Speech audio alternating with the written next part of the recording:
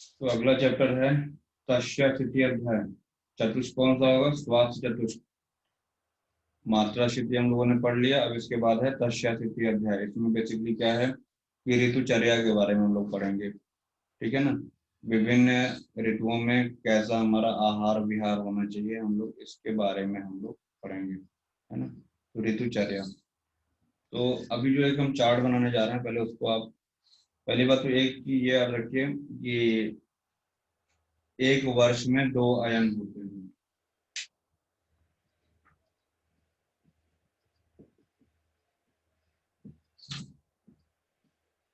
एक वर्ष में 2 अयन।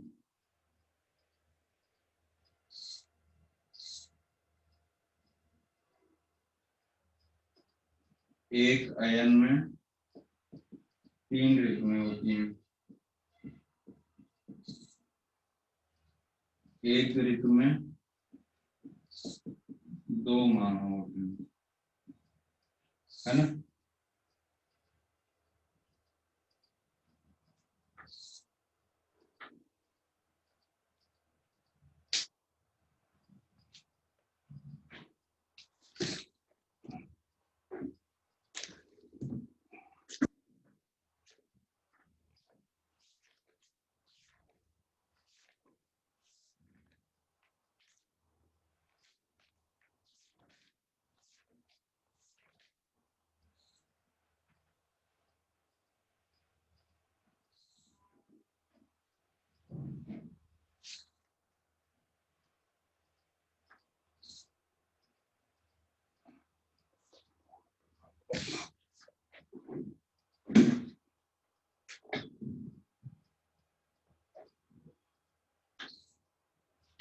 जैसे हम लोग पढ़ते हैं वैसे सारी ऋतुएं आप बनाइए।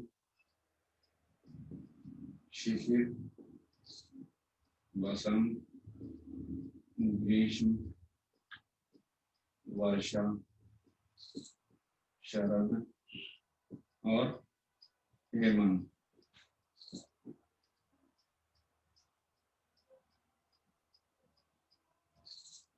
ठीक है। ध्यान से देखिएगा हम क्या बताने जा रहे हैं। यहाँ पे देखो, ये ऊपर के 3 जो हुए और नीचे के 3, इनको बोलते हैं आदान काल। आदान काल।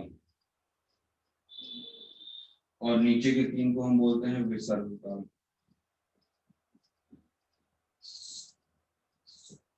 वो क्या बोलते हैं? विसर्ग काल। ठीक है। यहाँ पे क्या होता है कि सूर्य जो होता है आदान काल में, सूर्य उत्तरायण होता है। यहाँ पे सूर्य दक्षिणायन होता है।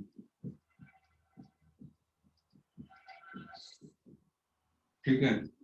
सूर्य उत्तरायण और सूर्य दक्षिणायन। एक क्वेश्चन तो यहीं से बन जाता है कि विसर्ग काल की ऋतु है या विसर्ग काल की ऋतु नहीं है। विसर्ग काल का ऋतु नहीं है इनमें से। तब यही पता होना चाहिए कौन सा आदान में आता है, कौन सा विसर्ग में आता है। तो ऊपर के 3 आदान हो गए, नीचे के 3 विसर्ग हो गए। ठीक है। समझ में आया है तब? Yes sir. Yes sir. आप जो है, आपकी कॉपी चौड़ी है, आप बगल में बनाते चले जाइएगा। हम इसको साफ करेंगे, इसी पे लिखेंगे, आप उसके बगल वाले कॉलम में लिखिएगा। ठीक है। ये हुआ आदान और विसर्ग काल की बात। ये सूर्य उत्तरायण और सूर्य दक्षिणायन। ध्यान से देखिएगा अब क्या हम बात करते हैं।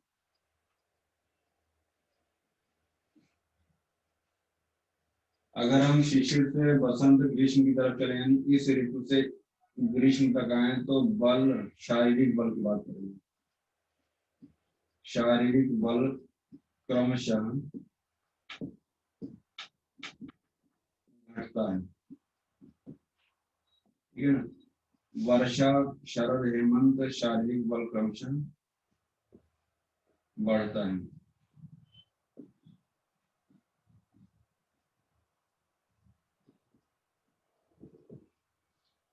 ठीक है ना।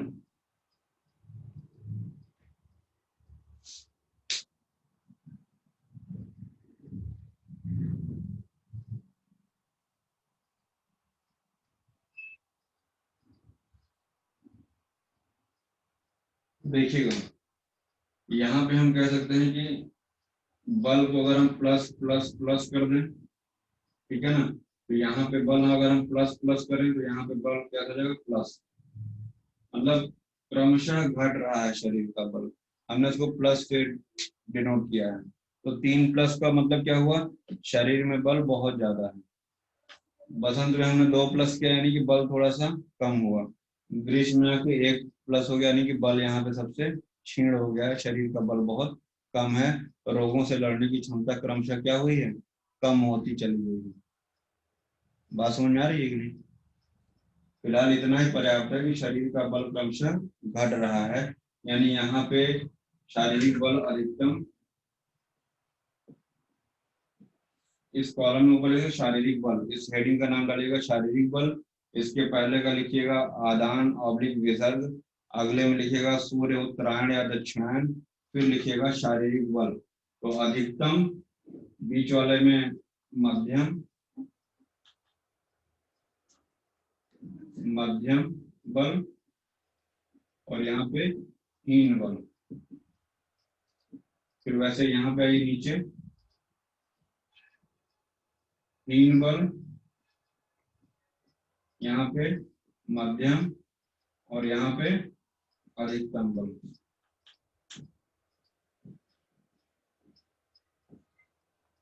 ठीक है, समझ में आ रहा है यहाँ पे? Yes sir. अब तो आप देखिएगा जो जाड़े की ऋतुएं होती हैं, शिशिर और हेमंत, इन दोनों में अगर हम बात करें तो ये जाड़े की ऋतु है, ये और ये। आप देखिएगा वहां पे हमारी जठराग्नि भी प्रबल रहती है, हमारे शरीर का बल भी मैक्सिमम होता है। जठराग्नि भी प्रबल रहेगी, शरीर का बल भी अधिक रहता है ना? याद रखिएगा इसको।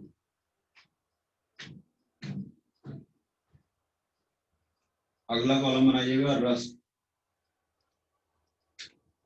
नेक्स्ट कॉलम रहेगा रस के लिए। किस रस का प्रादुर्भाव होता है, रस की बात करें तो एक होता है तिकटू, जानते हैं ना, त्रिकटु, सोंठ बरिश पिपली हमने टू, ठीक है ना। तो टी से क्या हो जाएगा, तिक। अब क से हो जाएगा यहाँ पे कषाय, और टू से मतलब कटु, ठीक है ना, इसीलिए हमने उनको टिकटू लिखा है। तो क से कभी कंफ्यूज मतलब, कटु को पहले था, पहले कषाय था, तो जब टू आ गया तीसरे नंबर पे यानी कि कटु जो होता है वो ग्रीष्म में जाएगा, बसंत में कफ सॉरी कषाय, और शिशिर में एक तरस हो गया, ठीक है ना। अब नीचे के जो 3 बचे, इसमें हम ट्री बनाएंगे नीचे से, M L M L M L A होते हैं ना, तो एम एल ए कर सकते हैं। अगर ऊपर से पढ़ना तो एल एम पढ़ लीजिए, ए एल एम।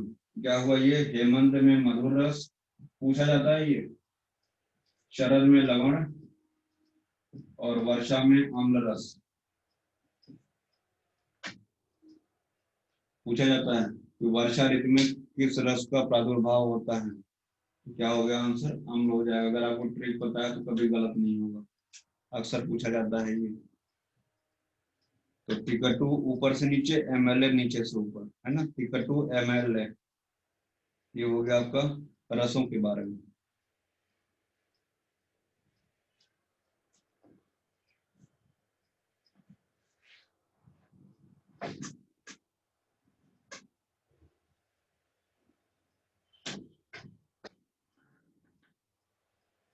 आपको याद रखना है कहाँ पे अल्प बल होगा, कहाँ पे मध्यम बल होगा, कहाँ पे श्रेष्ठ बल होगा। तो आदान का अलग याद रखिए, विसर्ग का अलग याद रखिए।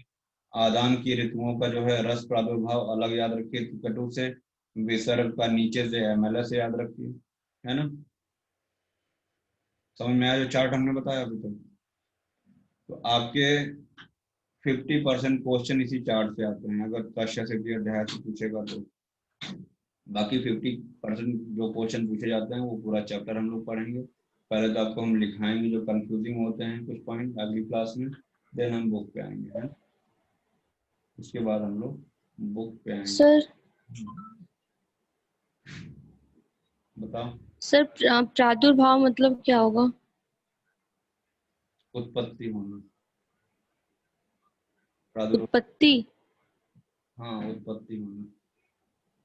आपका प्रादुर्भाव कब हुआ? जब आपका जन्म हुआ था तभी आपका प्रादुर्भाव इस धरा पे हुआ।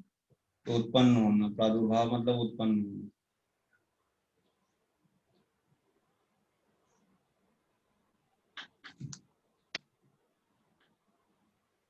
फिर इसके बाद एक कॉलम और बन सकता है इसमें,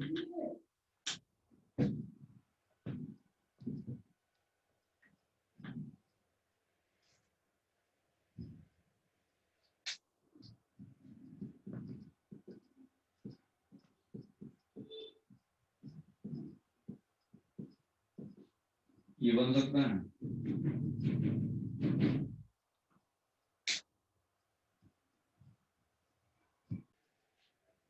तो एक चार्ट आपका ये भी बन जाएगा, किस ऋतु में किस दोष का संचय हो रहा, प्रकोप हो रहा, प्रश्न हो रहा है। हमने आपको बताया था श्लोक, हरेत बसंते श्लेष्माणाम पित्तम शरद निर्हरेत वर्षाद समेत वायु, ऐसा कुछ करके बताया था सुश्रुत वाला। सुश्रुत का ऐसा श्लोक बताया था। और हमने आपको ये भी बताया होगा कि ये जो ऋतु हम बता रहे हैं, हरेद बसंते श्लेष्माणाम, ध्यान से सुनिएगा, हरेद बसंते श्लेष्माणाम, यानी बसंत में हमको श्लेष्मा का हरण करना है, यानी कफ का संशोधन करना है, यानी कि बसंत में कफ का प्रकोप है। ठीक है, हमने प्रकोप वाले में कफ लिखा कब? बसंत में। ध्यान से सुनिएगा हम क्या कह रहे हैं। अब इस कफ का संचय कब होगा? इससे एक ऋतु पहले, यानी कि संचय कफ का कहाँ हो जाएगा? शिशिर में। हो सकता है थोड़ा बहुत ऊपर नीचे हो जाए, अभी बाद में उस पर हम डिस्कस करेंगे, याद करने के लिए बता रहे हैं। अब जब आपने कफ को बसंत में संशोधन कर दिया तो अगली ऋतु में उसका प्रशमन हो जाएगा। तो इसका प्रशमन किस ऋतु में जाएगा कफ का? ग्रीष्म में। कफ आ गया यहाँ। ठीक, तो हरेद बसंते श्लेष्माणाम, तो इससे हमने कफ का संचय भी बताया, प्रकोप भी बताया और प्रशमन भी बताया। एक ऋतु पीछे जाइए उससे तो संचय, एक ऋतु बाद जाइए तो उसका प्रशमन हो जाता है। फिर पित्तम शरद निर्हर, यानी शरद में पित्त का वर्धन होगा। तो हमने पित्त का प्रकोप शरद में बता दिया। तो पित्त का संचय कब होगा? एक वर्षा, वर्षा में। प्रशमन ये हमने लिखा दिया। वर्षाद समयेद वायु, यानी कि वर्षा ऋतु में वात का प्रकोप होता है, वैसे भी हम जानते हैं। तो वात को हमने यहाँ लिख दिया। एक ऋतु पीछे जाइए इसका संचय होगा, और एक ऋतु आगे जाइए शरद में इसका प्रशमन हो गया। समझ में आया कि नहीं? तो हर चीज रटी नहीं जाती है, हर चीज रटी नहीं जाती है। ठीक है, कॉन्सेप्ट समझिए, कर ले जाएंगे।